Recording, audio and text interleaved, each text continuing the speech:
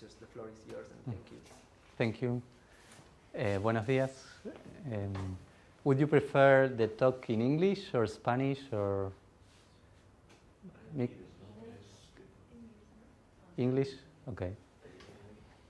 I'm very happy to be here.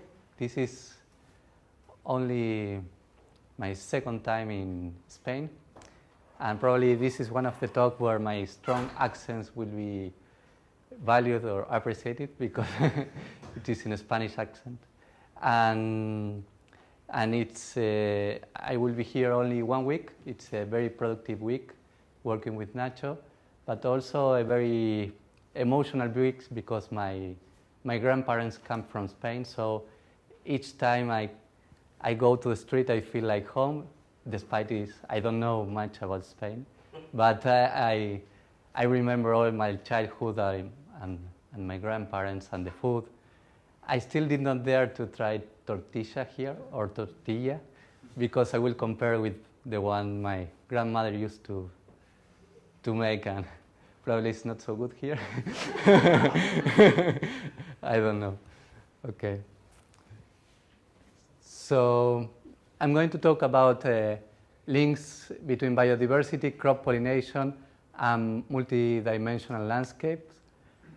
During the last 50 years, all over the world and for different crops, what we call conventional intensification has been the dominant process in agriculture. And this is related with large holdings, creating homogeneous landscapes, and an increasing use of agricultural inputs such as fertilizers, pesticides, and hives. And during the last 50 years, we have been increasing a lot crop yield. This is how much harvest we obtain per hectare for most of the crops worldwide. But nobody argued about this, and nobody argued also about this. This came at cost. So land use change and agriculture is one of the main drivers of wild biodiversity loss or wild biota lost. And so nowadays everybody is speaking about how to continue to increase crop yield because population is increasing, but more importantly, per capita consumption is increasing even at a higher rate. So we demand a lot of things from the agricultural sector at an increasing rate. So crop yield need to be increased, but without destroying wild biota. Going one step further, the idea is how to enhance wild biota or the biodiversity to increase crop yield. And the idea is to increase the ecosystem services provided by biodiversity, such as nutrient cycling, pest control, and wild pollination, to replace, complement, or interact synergistically with these agricultural inputs, such as fertilizers, pesticides, and hives. And we call this, in contrast to conventional intensification, ecological intensification, because it's based on biodiversity. So everybody agree with this idea. Nobody will say that it's a bad idea, and all the politicians like the idea, but when you go to a farmer and you discuss in the field, okay, tell me how much biodiversity do I need to increase crop pollination and crop yield? 3 pollinators, 4 pollinators, how I should do that? Okay, I need to put, for example, I need to plant wildflowers. How many? Which area? How big should it be? The flower strip, like half an hectare, 1/4 of hectare. There is a lot of knowledge and data that is missing, practical data, that we need to perform this beyond nice ideas at the desk. So we have a knowledge gap, and this is one of the things I have been trying to work with during my career, try to connect biodiversity, ecosystem services, crop yield, and also during the last part of the talk, we are going to talk with links beyond crop yield, like human assets, social assets, etc. So in this talk, I'm going to focus mainly on pollen as a resource influencing crop yield. So pollen can be considered like nutrients or light or water for a crop. If you lack pollen, you're going to have less apples. If you lack water, you're going to also have less apples. So from an agronomic point of view, pollen is also a resource that the crop needs. The particularity of pollen is that it's provided by flower visitors, mostly insects. And these flower visitors, this biodiversity of flower visitors depend on the environment. So we test at the global level how feasible was to change the environment to promote biodiversity, to increase the quality and quantity of pollen on the flowers of crops, and how much that can increase crop yield. We have done this in 33 crop systems all over the world. But look here that we focus mostly in developing countries. So probably it's true for any area of research. Most of our data comes from developed countries. So in this project, during 5 years, we apply exactly the same protocol in these places to measure flower visitors, crop production in this system with a focus on real farms and real farmers in developing countries. Most of agricultural production comes from developing countries, and we were trying to cover also that gap. You can see here that we have 3 crop systems in Norway, and that is also, they become part of the network, and especially they finance the last year. So of course they are welcome. We did not exclude anyone, of course. But the project was financed through a CHEF fund, Global Environmental Fund, and the focus was originally on developing countries. So as I said before, we tried to cover the gap, to try to obtain real data at the farm level. And so we also focus on small holdings and large holdings. Is this idea of ecological intensification only valid for small holdings? It's not valid for large commercial agriculture. So these kind of questions we were also interested, and because of that we choose a wide range of contrasting agricultural systems in these places. So I don't know how you do it here, but if you have any question, please interrupt me. It's like that? Okay. So in these fields, we found a large yield gap of almost 50%. This means that if you go to one region, say Patagonia, where I live, despite we measure the same crop in the different farms, in Patagonia we measure raspberries, the same variety, the same climate, and the same agricultural practices. They were mostly organic. Some farmers obtain 50% more yield than others. This is a huge gap. And this is, of course, is kind of an average of a global level. In some regions, it's a little bit lower, and in others, it's a little bit higher. It's not exactly an average. It's called a partial pooling average because it's a mixed effect model. It's hierarchical. But it's similar to an average. So this means that this is not based on minimum and maximum. This is based on, because this can be highly extreme values. So this is based on 10 and 90 percentile to not to be biased by extreme values. So this is very important because huge companies invest a lot of money in trying to raise the potential yield of the main crops like corn, wheat, etc., by 2%, 3%, etc. And each year, the potential yield of the crops, potential yield is the yield that you can obtain without limiting resources in the best conditions and the best genetics. And it's very difficult to increase the yield of the most common crops because at the end they are plants, despite no matter what we do, we provide resources, we improve genetics, the rate of increase in the potential yield is very low each year, and it's been lowering each year tras year, and it's very expensive because it depends on a lot of resources.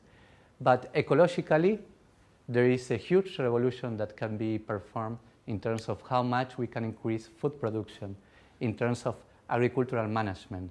So in terms of agricultural system, probably our previous revolution was on genetics, but the most important one is about closing this yield gap. And this is something most of the people is saying also nowadays in crop production at the global level, that is very critical to close these yield gaps, to try to increase the yields of the farmers that they are not doing so well. Is it clear so far? But are you based on it in organic farms or? We in our study we have different type of farming, organic and non-organic. So this percentage comes from all types. Exactly. Yeah. So the same idea can be applied to pollinators, and so we found that there is a density gap. Density means the amount of pollinators per flower. So how many pollinators, for example, in 100 flowers, that is the density. So there are some farms that have almost 50% more pollinators than others. So we found a huge gap in yield and a huge gap in the density of pollinators. So the next question is if these things are connected or not. So farms with higher pollinators, do they obtain higher crop yields? And we call that the pollinator deficit. This is the amount of yield gap that can be closed if you increase the number of pollinators, the density of pollinators. And we test a lot of predictor variables. You don't need to read here, but this is just you make a sense of the amount of different measures we have in each field. We have the level of conventional intensification based of pesticide use, fertilizers, how isolated the fields were from natural areas, latitude, longitude, the field size, etc., different measures. And of all these measures, the density of pollinators was the most important variable in predicting crop yield. Of course, we focus on crops that depend to some degree on pollinators, but this means that density of pollinator is the most important variable to predict how much yield you are going to obtain in the different fields. So this surprised even to us that we are fans of pollinators because it's quite impressive. And we also found a positive relation between pollinator density and crop yield. So the farms with more pollinators, they obtain higher crop yield. And because we follow the same protocol in all the farms, we can put actual numbers here. So we can say how many pollinators do you need to obtain how much yield. So for example, the farms with the 10th percentile on pollinators, they have 2.5 pollinators per 100 flowers. So if you move from 2.5 to 5.5, you're going to increase crop yield by almost 25%. That's huge. That's for any farmer, that's a lot. So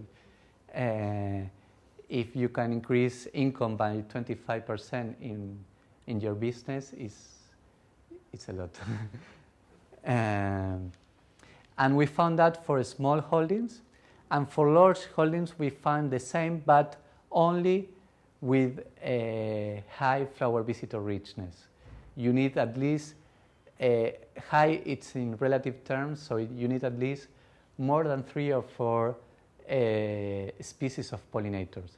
So the combination of monoculture, large monoculture, and large monopollinator, one species of pollinator, is not good. So you can increase crop yield in large monocultures, but you need at least a few species of pollinators there to achieve these increases. So we have found that pollinator deficit are occurring at a global level, and they can be very, very important. And when you go to the field and see that, it's kind of obvious afterwards seeing the data. So we are creating the perfect recipe for a pollination deficit. So on the one side, we destroyed habitat for pollinators, and we are decreasing the biodiversity of pollinators, so we have lower pollinators. And on the other side, we increase the demand a lot during short period of pollinators, because we create these monocultures that flower simultaneously, and they need to be pollinated by thousands and thousands of insects, bees, etc., during a very short period. So we increase a lot of the demand, and we decrease the offer because we kill the pollinators. Therefore, we have pollinator deficits.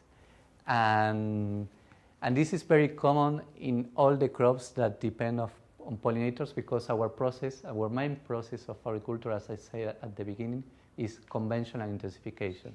This is large monocultures, flower synchronous, that's a difficult word, sincrónicamente during short periods. So how to solve this? And we asked that question from an agronomic point of view. So if you don't care about biodiversity or pollinator conservation, and you just want to reduce pollination deficits, what you can do here is to try to increase agricultural inputs. From a pollinator point of view, agricultural inputs can be bring a lot of hives of honeybees or bumblebees. So bring a lot of hives of one pollinator. So we asked the question if a lot of hives of honeybees, which is the main pollinator globally, can replace the role of wild insects. And we asked that question again at the global level. And so each of these circles is one of the crop systems that we study. In green is the relative abundance of honeybees versus wild insects. And in each of these crop systems, we also went to several farms, and we compare 4 situations. So some fields with a lot of honeybees and a lot of wild insects, other fields with a lot of honeybees and very little abundance of wild insects, and the other 2 situations, some fields with a lot of wild insects and very little honeybees, and some fields with little of both, little abundance of honeybees and wild insects. And by comparing these situations within each of these crop systems, we can understand the relative contributions of wild insects and honeybees to pollen and fruit set. So these are the first results for pollen deposition. Here we have honeybees, and here we have wild insects. And this is, again, an average effect at the global level, and it's a per visit effect. So this is what happened after one visit of wild insects in general, or one visit of honeybees in general. So 0 means that honeybees and wild insects do not deposit pollen, because the values are positive here. You can see that pollen robbery is not so common. So on average per visit, honeybees and wild insects, they deposit more pollen than they take on the stigmas. And you can see also that per visit, the honeybees, they deposit more pollen than the wild insects. But when you move to fruit set, this is how many fruits you obtain given an amount of flowers. So if you have 10 flowers and you obtain 7 fruit, that is 70% of fruit set. And the results are the opposite. So honeybees, they deposit a lot of pollen, but that pollen do not transform so efficiently in fruits. So per visit, while insects increase more fruit set than honeybees. They deposit less pollen, but that pollen transforms more efficiently into fruits. This is fruit set for each of the crops we study. So here we have in the different places of the world. Here we have almonds, buckwheat, etc. And you can see that for some crops, in general, the effects of honeybees, of course, is positive. But for some crops, there is a lot of uncertainty about the real effect of pollinators. And this is the same. So in general, those who work with pollinators, we always like to put honeybees in yellow, like Ronaldinho here. And this is what happens with wild insects. So the same trend. And you can see that wild insects, they have positive effects and very clear positive effects on all the crops. So far I showed that wild insects, they are more efficient than honeybees on a per visit basis. But still you can say, okay, if I put double numbers of honeybees that wild insects, you can still get the same effect because if you put, this is per visit, so if you put more honeybees, you can still have this effect. So the next idea is if honeybees can replace or not wild insects and vice versa. So if honeybees can replace wild insects, you would expect a negative interaction. That is, the role of wild insects, it's only important when you have very little numbers of honeybees. But in those places where you have thousands of honeybees, you don't need wild insects. And statistically, that should be observed as a negative interaction between honeybees and wild insects. And what we observe is zero, so no interaction. This means complementarity. So if you want maximum fruit production, you add this to this. You need both honeybees and wild insects. So for the best pollination team, you need to put to work the two of them together, wild insects and honeybees, to obtain maximum fruit set. And here we have each one of the fields we study. You have flower visitor richness and flower visitation, and you can see that there is a very strong association. The farms that have more species of wild insects, they also have more visit of these insects into the crops. So the effect of richness is also related through visitation to crop flowers. And we have also seen that the species richness in different fields is also highly correlated with the richness of traits. And this is also important because the honeybee is a fabulous species. It's incredible that honeybees can actually pollinate so many crops because we are asking for one bee to pollinate all the crops in the world with different life history, different flowers presentation. It's something very rare and strange what we are asking to one species. So for example, for any agronomist or any farmer, if you think for a crop, and you want to plant a crop in one place, you're going to study a lot about the requirements of that crop in terms of soil, climate, etc., before you are going to plant that crop in that place. But you don't do the same for pollinators. You just plant that crop, and you don't care about the requirements of pollinators of that crop. You just ask the honeybee to do the job. And this is quite strange if you think it carefully. Uh, so, so it's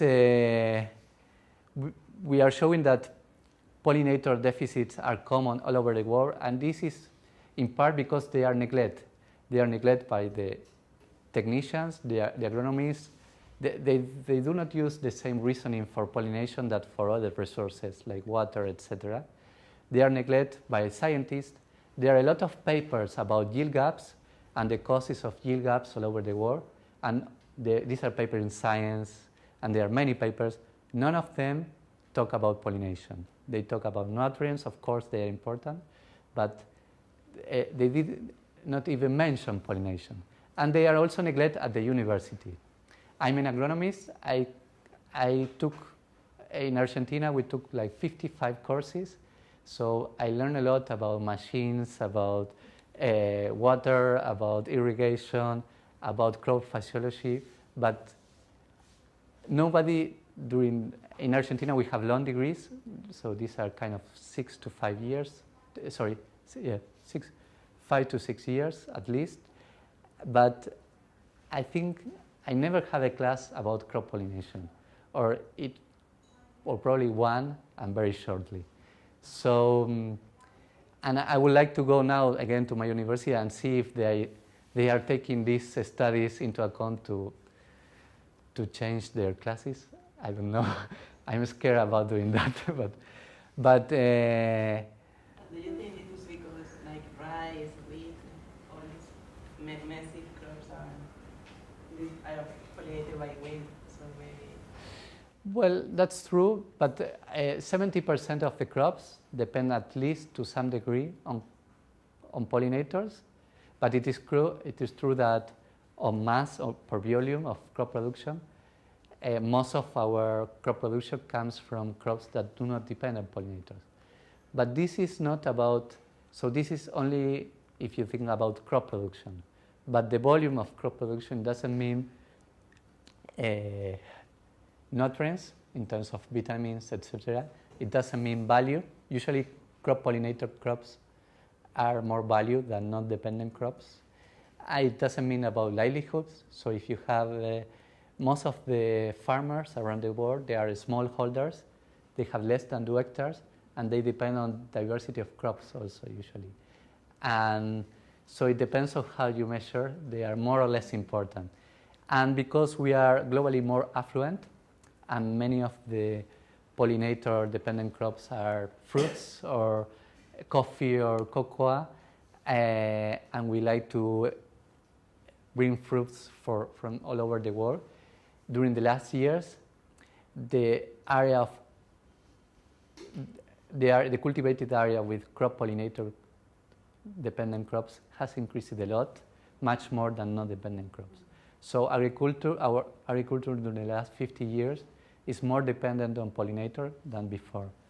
So soybeans are dependent on pollinators, and you can see how important they are globally.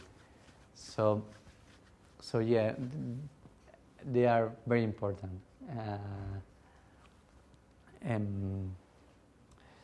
And this is one of the reasons why you may find this. So this doesn't mean that all the wild insects are better than the honeybees, but if you have a community of wild insects, some of them might be able to pollinate the crop that you are putting there. So trait richness might be important. So if we summarize all the things I have been said so far in just one graph, it should be like this. So if you have visitation rate to crop flowers and crop yield, if you increase the number of honeybees, you increase crop yield. If you increase the number of wild insects, you increase crop yield more effectively. And if you increase both, it's the best situation for crop yield. Another important aspect of increasing pollen deposition through visitation rate is not only about the mean crop yield, but it's also about the stability in crop yield. So harvest across years. So you can think, as I said at the beginning, you can think on pollen as a resource that the crop needs. And of course, if you have more variability in the precipitations, for example, in any resource or pollen, we can think a little bit, if you want, about precipitations. If you have interannual variability in precipitations here, you will have also interannual variability in crop yield. So traditionally, years with more precipitation, you harvest more. Years with less precipitation, you harvest less. And you have variability there. So this value, this can be the average value of precipitation of a region, say 1,000 millimeters. And here you have the situation with 100 millimeters less, say 900 millimeters, and here with 100 millimeters more, say 1,100 millimeters. Are we okay so far? So if you have 900 millimeters, you have this yield, and if you have 1,100 millimeters, you have this yield. So if you go to this region, suppose these are apples, and you want to see which is the average yields per year of apples, most of us will say, okay, the average yield will correspond to the average precipitation. But that is not true. The average yield will be lower than you expect because of the average precipitation. And this is because this is a nonlinear curve.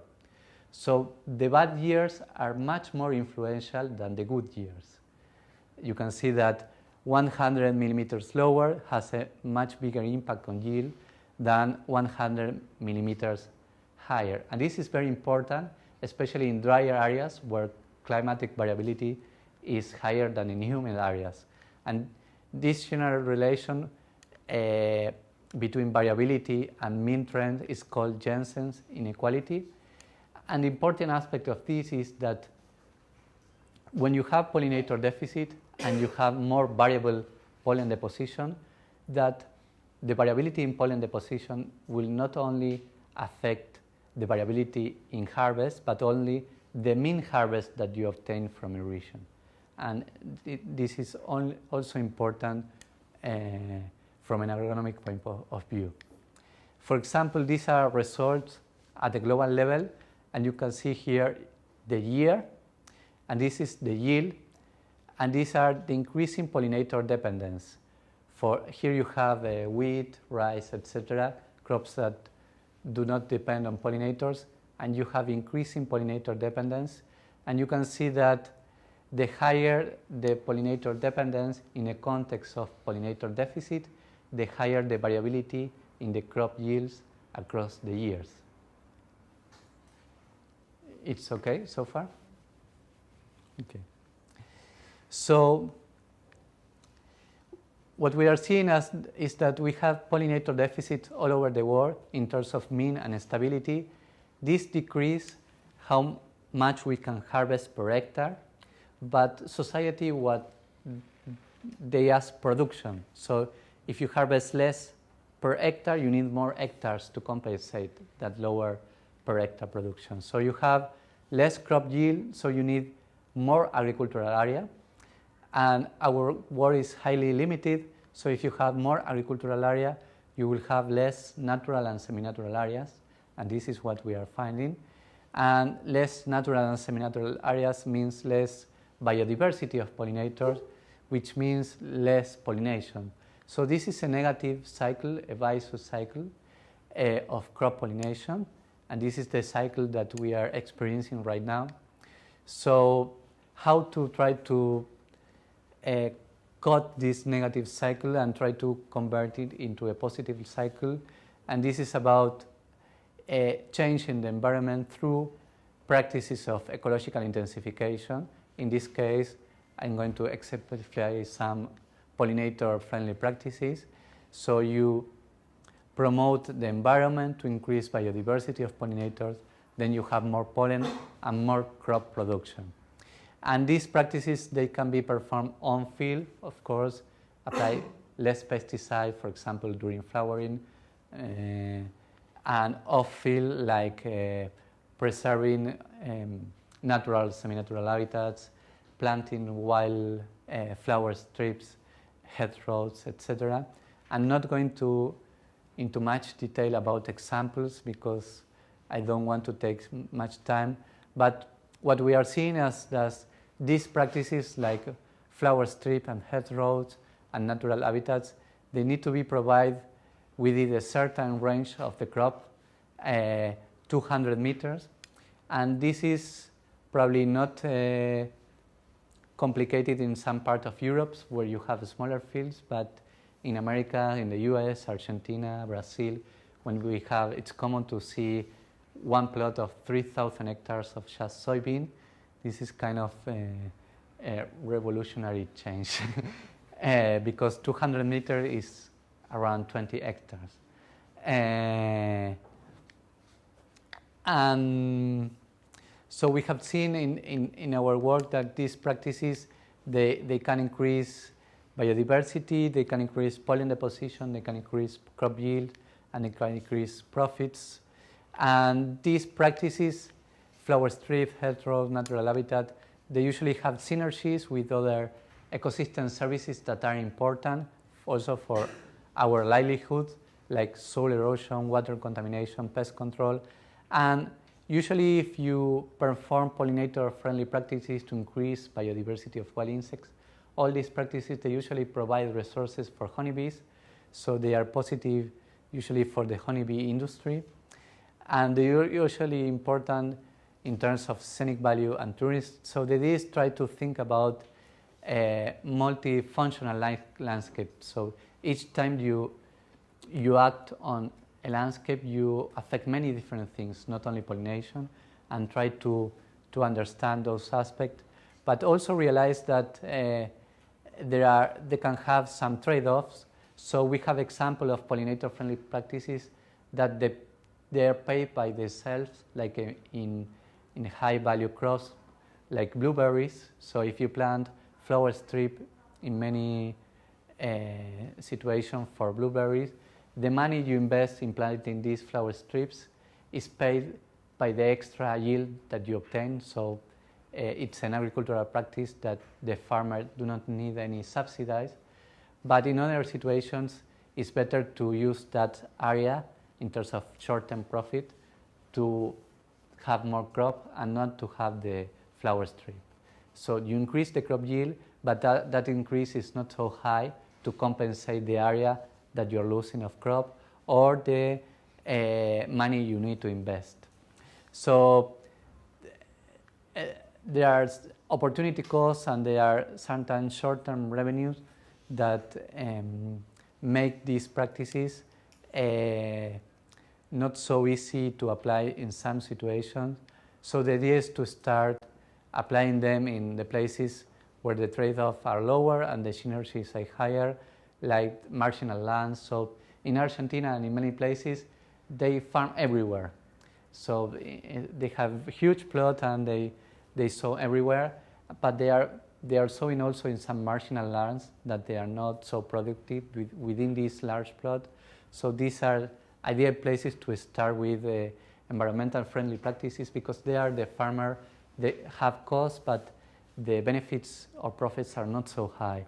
Also, it's there are some places where the synergies are higher, and these are usually close to water resources because these practices about conserving semi-natural areas, they also prevent erosion or chemical contamination into water sources.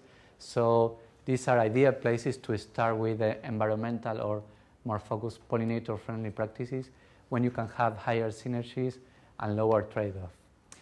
And so we asked and we performed a review about how much we knew about the effects of these environmental friendly practices or sometimes called agroecological practices on aspect regarding crop yield profits, but also regarding socioeconomic aspects. And we have seen that despite what many people think, usually agroecological practices, they have higher crop yield and they have higher profits per hectare. And this is highly surprising in many instances because these practices are sometimes criticized as they are not profitable, but the literature says otherwise.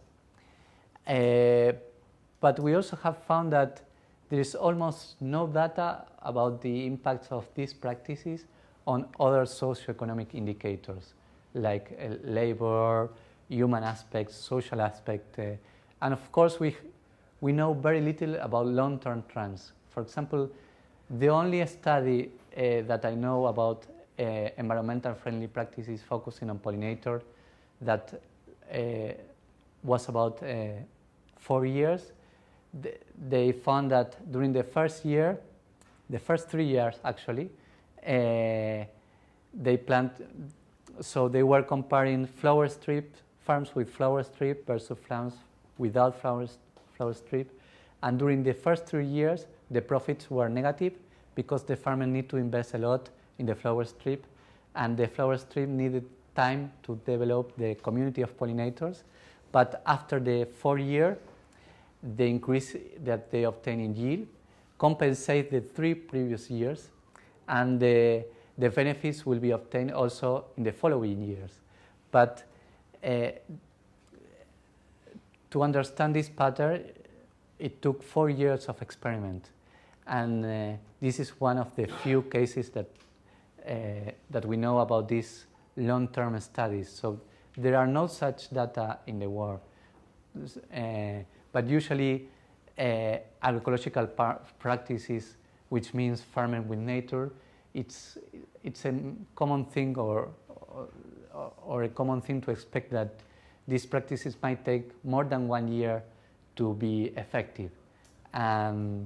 So basically there are huge knowledge gaps there. We know little about long-term terms, and we know little about other socioeconomic aspects. So the idea that conventional practices are being applied because they are more profitable or they perform better in terms of socioeconomic indicators is not based on evidence.